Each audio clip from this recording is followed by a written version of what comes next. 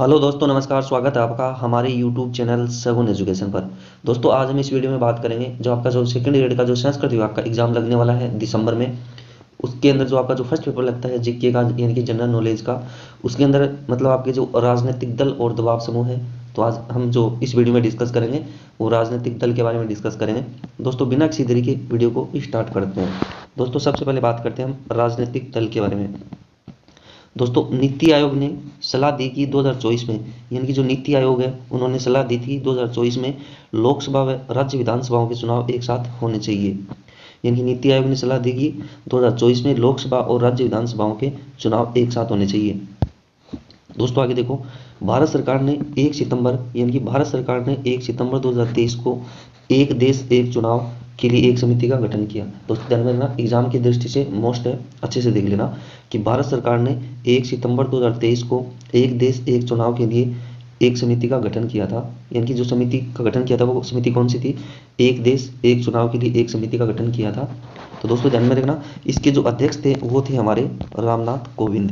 यानी कि जो एक देश एक चुनाव के लिए एक समिति का गठन किया गया था, उसके अंदर जो अध्यक्ष थे वो कौन थे?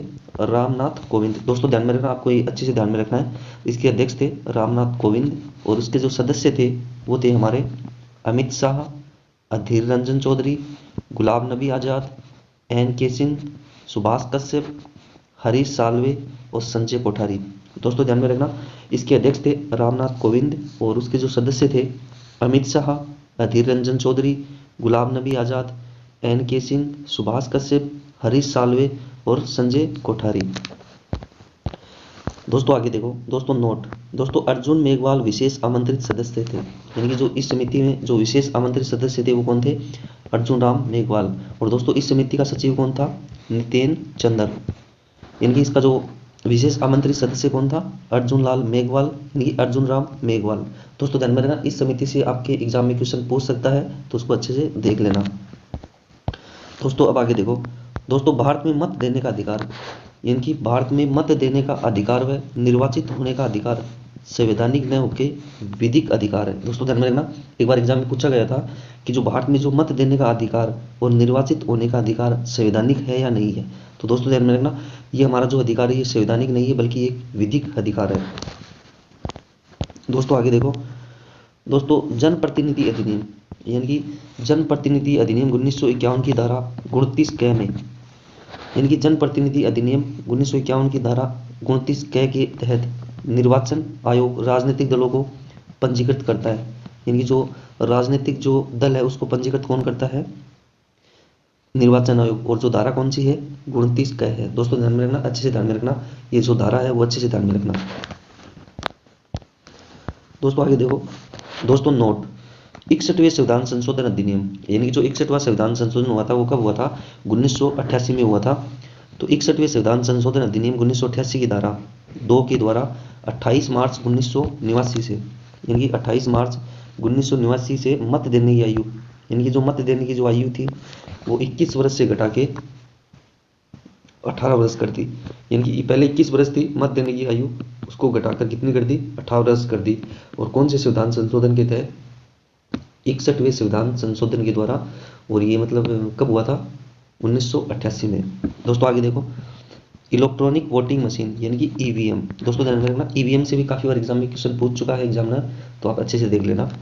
यानी कि लोक प्रतिनिधि अधिनियम 1951 की धारा, यानी कि जो लोक प्रतिनिधि अधिनियम 1951 की धारा 61 क के तहत। दोस्तों, ध्यान में रखना, आपको जो ये धारा वगैरह अच्छे से ध्यान में रखनी है कि लोक प्रतिनिधि अधिनियम 1951 की धारा 61 क के तहत EVM का प्रावधान किया गया है।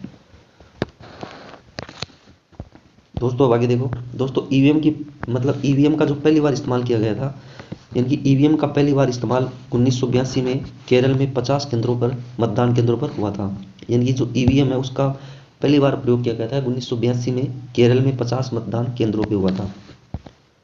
दोस्तों, आगे देखो, दोस्तों 1988 में, यानी कि 1988 में राजस्थान, मध्य प्रदेश, दिल्ली विधानसभाओं में जो दिल्ली विधानसभाओं के जो चुनाव में 16 विधानसभाओं सीटों पर EVM का प्रयोग किया गया था। दोस्तों, आगे देखो, दोस्तों 1999 में गोवा विधानसभा, यानी कि 1999 में गोवा विधानसभा चुनाव में प्रथम बार EVM का पूरे राज्य में प्रयोग किया गया था, यानी कि प्रथम बार पूरे राज्य में प्रयोग किया गया था 1999 में। कहाँ पे? गोवा राज्य में। दोस्तों ध्यान में रखना, ये एग्जाम की दृष्टि से मोस्ट अच्छे से देख लेना इसको। यानी कि 14वीं लोकसभा, यानी कि जो 14वीं लोकसभा के आम चुनाव 2004 में पहली बार पूरे देश में ईवीएम का प्रयोग किया गया था। दोस्तों ध्यान में रखना, 14वीं लोकसभा के आम चुनाव में 2004 में पहली बार पूरे देश में ईवीएम का प्रयोग किया गया था। यानी कि मतलब 2016 में एक क्वेश्चन आया था कि पूरे देश में ईवीएम का प्रयोग कब किया गया था? 2004 में किया गया था। तो दोस्तों ये मोस्ट फैक्ट है, अच्छे से देख लेना।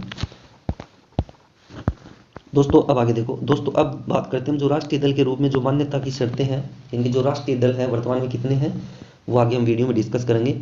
जो वर्तमान में राष्ट्रीय दल हमारे 6 राष्ट्रीय दल हैं। तो जो राष्ट्रीय दल है उसको जो उसकी जो मान्यता की जो शर्तें हैं वो देखते हैं। यानी जो मान्यता की शर्तें हैं वो देख लो अच्छे से, क्योंकि एग्जाम में डायरेक्ट क्वेश्चन पूछ लेता है। दोस्तों पहले हमारी है लोकसभा या फिर विधानसभा, यानी कि लोकसभा या विधानसभा में कुल वेद मतों का 6% मत 4 या अधिक राज्यों से प्राप्त हो। यानी कि लोकसभा या फिर विधानसभा में कुल वेद मतों का 6% मत 4 या अधिक राज्यों से प्राप्त हो, प्लस राज्यों से 4 सीट भी प्राप्त हो। एक तो आपको ये शर्त पूरी करनी पड़ेगी।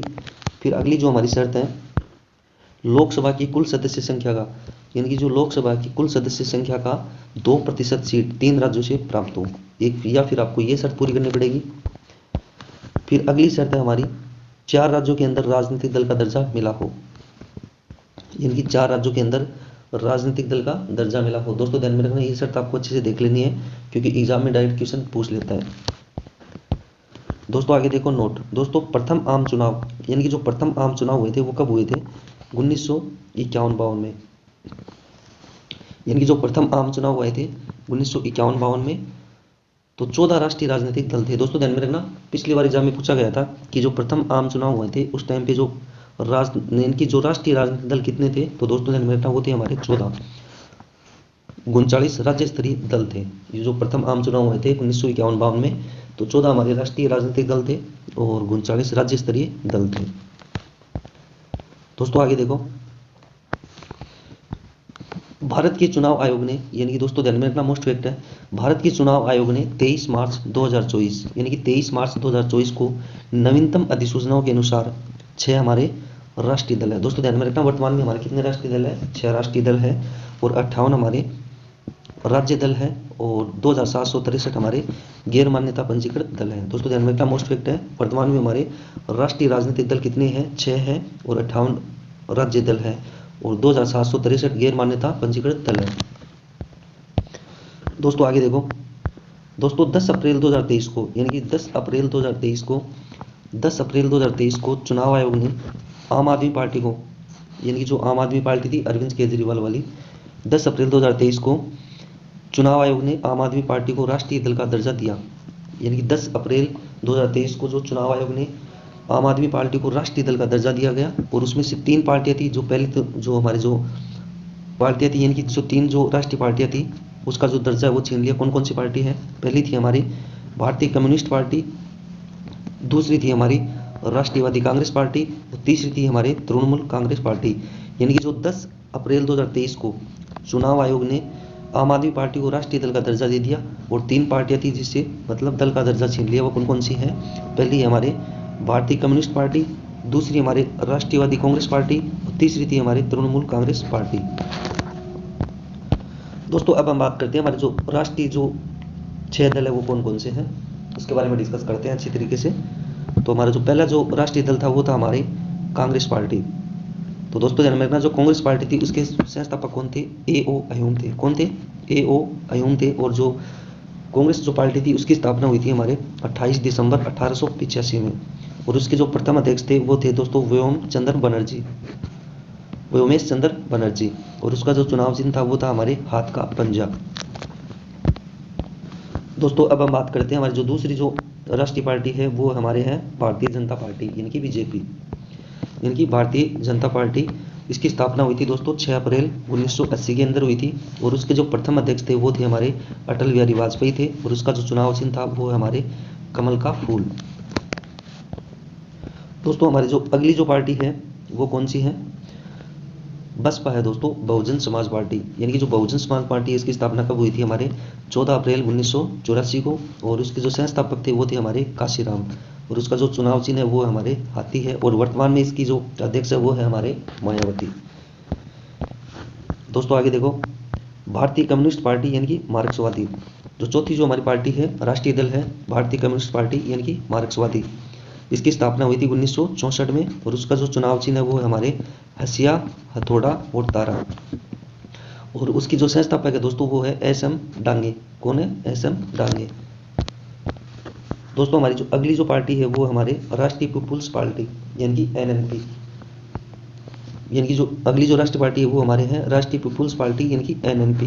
दोस्तों उसकी स्थापना हुई हमारे 6 जनवरी 2013 को, और जो उसकी संस्थापक है पीएम संगमा है, और उसको जो मान्यता मिली थी दोस्तों इस पार्टी को 7 जून 2019 को, यानी जो मान्यता कब मिली 7 जून 2019 को, और उसको जो चुनाव चिन्ह है जो राष्ट्रीय पीपुल्स पार्टी है उसका जो चुनाव चिन्ह है वो हमारे हैं किताब यानी कि पुस्तक। दोस्तों हमारी जो लास्ट पार्टी है आम आदमी पार्टी, दोस्तों इसके जो संस्थापक है वो हमारे हैं अरविंद केजरीवाल, और उसका जो चुनाव चिन्ह है वो झाड़ू है, और उसकी स्थापना हुई थी आम आदमी पार्टी की 2012 में। और नोट दोस्तों 10 अप्रैल 2023 को राष्ट्रीय पार्टी का दर्जा दिया गया था, जो चुनाव आयोग था उन्होंने 10 अप्रैल 2023 को राष्ट्रीय पार्टी का दर्जा दिया गया था। तो दोस्तों ध्यान में रखना, हमारा जो अगला वीडियो होगा वो होगा हमारा भारत की वनस्पति, फिर उससे जो अगला वीडियो होगा वो मानसून से संबंधित होगा। तो दोस्तों अगर आपको हमारा वीडियो अच्छा लगे तो वीडियो को लाइक और चैनल को सब्सक्राइब करना ना भूलें, और बेल आइकन पर क्लिक करें ताकि आने वाले वीडियो का नोटिफिकेशन आपको समय पे मिल सके। दोस्तों मिलते हैं अगली वीडियो में, धन्यवाद।